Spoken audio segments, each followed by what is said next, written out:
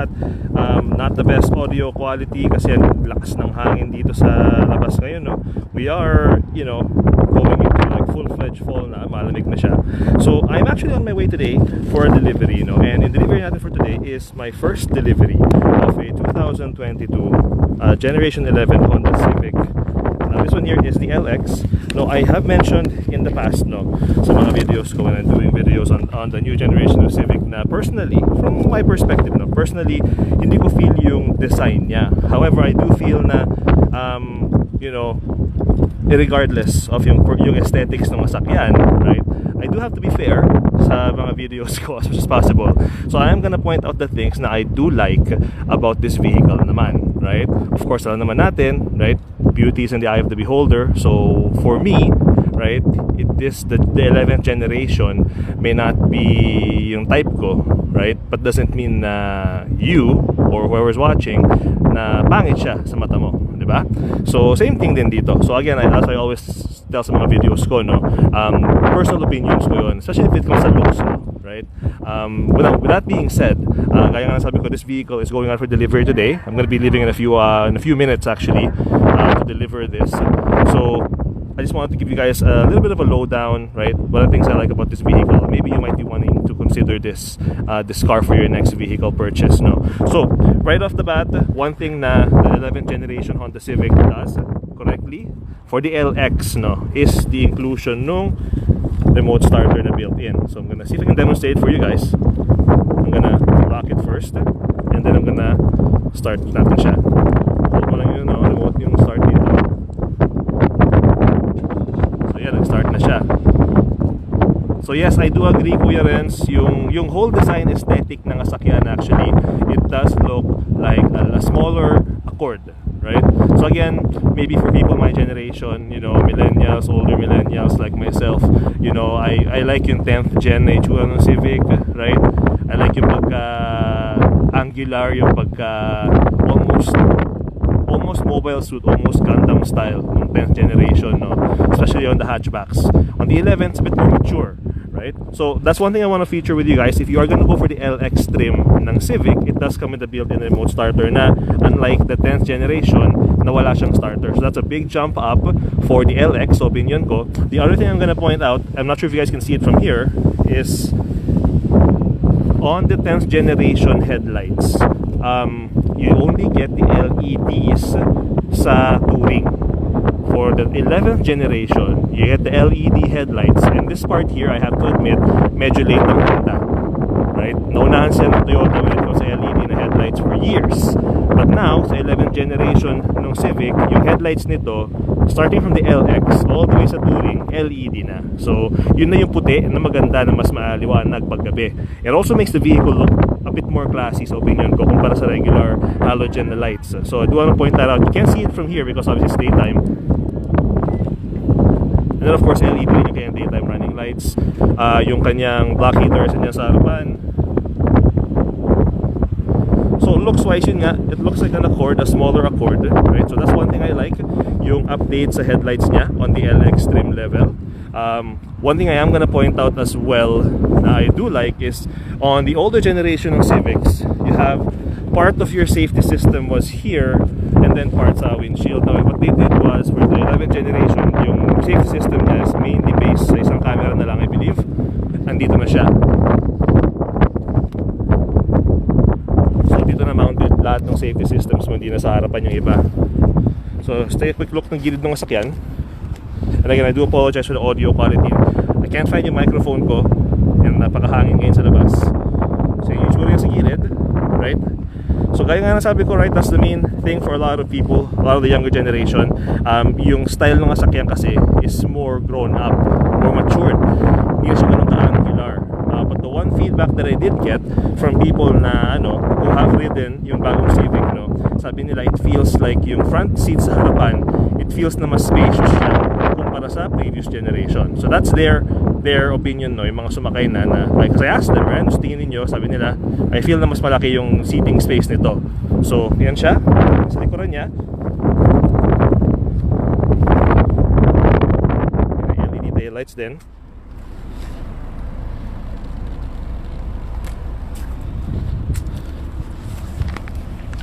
And of course, yung black with the chrome trim always looks nice naman, right?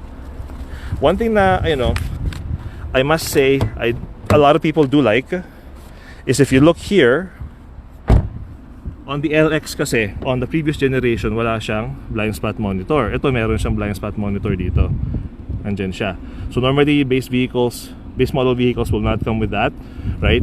So for the Civic 2022, kasama na yung blind spot monitor. Now, yung room sa likuran, I'll show you guys as well. So even here, yung controls ito iba na eh. So yung sa, if you wanna pop the trunk, dito na siya. Yung sa hood niya, doon pa rin sa dati. So sa case na to kasi, yung client ko, sabi niya sa akin, in-ask ko siya kung gusto niya lagyan na ng winter tires yung sasakyan. So sabi niya, kuya, palagyan mo na ng winter tires para wala na akong iisipin pagdating ng winter. So yung OEM na all-season tires, as you can see, 3 kasi sa likuran, kasi pinalagay na namin yung goma doon sa stock na rims. Kasi nga, malamig na dito, I'm thinking probably next week or the week after mag-i-snow na. So para wala na siyang iisipin si ate, naka-mount na yung winter tires niya. Space-wise, as you can see, ngayon siya. Balik ko lang yung plaka.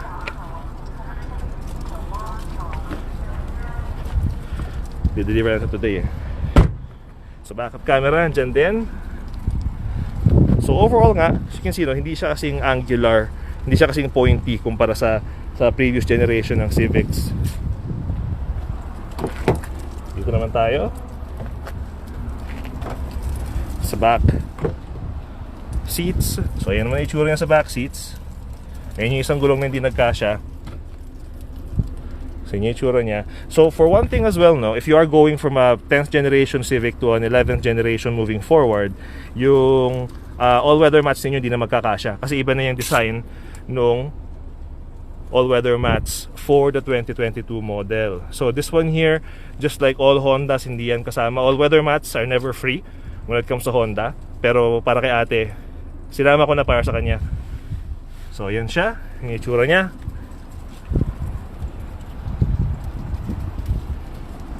On the driver's side, ito naman tayo. So a bit different when it comes to fabric, on the interior. So yan siya. Now going inside, so same thing din guys, yung all-weather mats if you are driving a current generation na Civic, Ayan na yung itsura nga ng 10th, 11th gen na mats. So yung mats nyo hindi na magkakasya talaga. So going inside, if you notice this setup here, this is actually similar sa Honda Accord. Kung nakasakay ka ng bagong Accord, ganito yung setup ng Accord. So since in-start ko siya using a push button, start na siya ngayon properly. So here is push button start. So you get the much bigger digital speedo. Yung seatbelt indicator kung naka-seatbelt yung mga pasahero mo. Volume controls are here. I'm gonna show this later in a bit. So steering wheel niya, again, this setup here was borrowed from the Accord kasi yung mga Accord na nabenta ko, ganito yung setup ng steering wheel niya. So you got your safety systems here, you got your adaptive cruise control, right? You got your volume controls, your Bluetooth controls, yung safety systems na meron yung sasakyan. Ayun naman siya sa harapan. So if you see there, nakalagay safety support, and you can scroll through that here. Makikita mo. So you have that. Yung road departure mitigation. You got your blind spot information system, blind spot monitor, right? And you got your collision mitigation braking system. So you have coverage sa harapan, sa gilid, right? Habang nagdadrive ka. On an LX model, again, normally, some of those features never appeared. Parang yung blind spot monitor nga. Dati, yung blind spot monitor ng Civics, nasa Touring, I believe. I could be wrong. Or yung Honda Lane Watch. But now, yan ang setup. So you can see yung kanyang blind spot monitor there. The whole grille here in the front, I have to say, not the biggest fan because this reminds me a lot ng Mazda na aesthetic, yung simple. But I guess a lot of the manufacturers are going for that simple look na. What I do like, and I did mention I'm gonna point out the things I like sa sakyan na to. What I do like is this. Yung kanyang setup na ganito for the infotainment system. Now, if you notice, I have yung ano ko dito, yung mount na ginagamit ko pag nag-drive ako. People have been asking me kasi, pwede ba namin lagyan ng mount yung mga sakyan namin? Pwede naman. In this case here, if you notice, I can actually use yung suction nung mount ko sa touchscreen dito. Pero yun nga lang, it will affect yung view mo dito. So for example, dyan mo minount yung yung cellphone mo. If you go reverse, yan lang makikita mo sa backup camera mo. Right? You can also, most people will mount yung cellphone mount nila dito sa windshield, right? But before kasi, on the older generations nung Civic, you can mount, kung gumagamit ka ng cellphone mount, you normally would mount it sa dash dito. As long as it's a flat surface, pwede. So, mas easier. But this one here, dito ko na lang nilagay. So, I'm gonna point that out. Just in case gustong bumili ni ate ng mount niya, just an idea, she can put it here, she can put it sa windshield, she can put it anywhere. You do get the heated seats as well, din naman, on the LX here. And then yung knobs for the temperature and the AC, dyan na siya. So yung fan, right? Para sa yung old school na radyo. You got a charging port here for the USB and of course for actual chargers. Get yung space there for that. So of course yung park, yung cambio mo andyan. Yung icon button got moved here. Yung auto idle system ng sasakyan. Yung parking brake. Space-wise dito sa middle console. So, you can actually fit yung ganyang klaseng kataas na nakahon. So, I just put that there for my drink, Sasara mo siya. It's still gonna close, so it's good. Right? But space-wise, ayan siya. So, gaya nga ng nasabi ko before and nasabi ng mga ibang auto journalists who are writing about the 11th generation Civic, it's a more grown-up design, it's a more mature design, right? And Honda feels na this is the design philosophy that they want to go with. Kasi if you guys have seen yung videos nung Civic 11th generation na hatchback, tsaka even yung Type R, right? Ito na yung design nila moving forward. So for example, for myself, as much as I personally love yung 10th generation design, this is kind of the way of the future, right? And anybody else, everybody who grows up, right? Everybody who's growing knows na some things can't stay the same, right? It's always gonna keep evolving, and this is just the next generation ika nga for the Civic. So I just pop yung hood so I can show you guys. So yung look niya. Still a 2.0 liter 4-cylinder engine.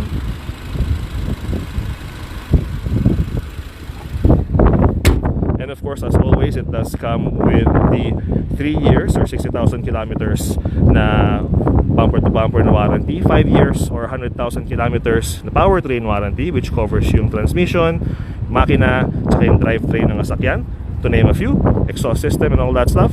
And you also get 5 years or 100,000 kilometers for the corrosion, aka yung kalawang. So all new Hondas as well, so just like all manufacturers, right, have the 3 years or 60,000 kilometers na free roadside assistance. So parang CAA na libre, hindi mo kailangan bayaran. So there you go. So yan siya.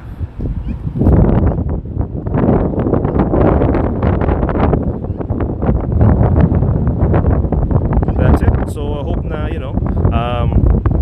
you guys were able to see some nice things when it comes to the 11th generation na Civic, right? As I mentioned nga, I know I've been pretty harsh on this vehicle kasi hindi ko type yung looks niya, but I hope na I did a good job pointing out the things na I do like, and maybe that can help in your decision making when you're looking to buy yung next inyo na kotse. Especially now, with all the inventory crunch going on, right? Shipment wise, wala kami masyado nakukuha ng mga 2022 models ng mga sakyan. It's just the way it is because of the microchip shortage. Factories are shutting down, hindi sila makapag-produce ng sasakyan, right? There are some brands actually na nagpo-produce ng sasakyan ngayon, and then siniship nila sa mga dealership ng kulang-kulang yung parte. So I'm gonna point something out here for as an example. So for the 2022 Civics, guys, I'm gonna show something to you. So ito yung susi niya, di ba? Para aware kayo. So ito yung susi niya. It does come with a note from Honda right here, which I'm gonna share with you guys. So yan siya. So this vehicle is equipped with a keyless access system due to unexpected supplier issues. Alam niyo naman yung microchip shortage, only one key fob with the built-in key will be available and delivered with the vehicle. So, di ba? Kita mo dyan, Honda will contact the customer at a later date to arrange for delivery of an additional key fob at no extra charge. So, as you guys know, lahat ng brand new na kotse, dapat dalawang susi, di ba? Sa case na to, because of the microchip shortage, right? Which is all over the news. And I've been mentioning it a lot sa Facebook videos ko rin. Because of the microchip shortage, lahat ng mga brand new Civic only comes with one key, right? You are gonna get a second key as a buyer, pero it's gonna come at a later date pag naka-manufacture na, and then of course it's gonna be free. So I just want to give you guys a heads up, kasi baka merong bumili ng brand new na Civic, for example, sabihin, ay, isang susi lang yung nakuha ko, dinaya ako, or nawala nila yung susi. No, that actually came from Honda po. And yun nga, lahat ng Civics, isang susi lang ang kasama right now because of the microchip shortage with the manufacturing. So there you go, guys. That is the 2022 11th generation Honda Civic LX for my client, si Ate J ng Alberta. I'm gonna go see her in a few hours. I'm gonna start driving na. Hope you guys have a great Friday. Stay safe, stay healthy, and I'll talk to you guys later.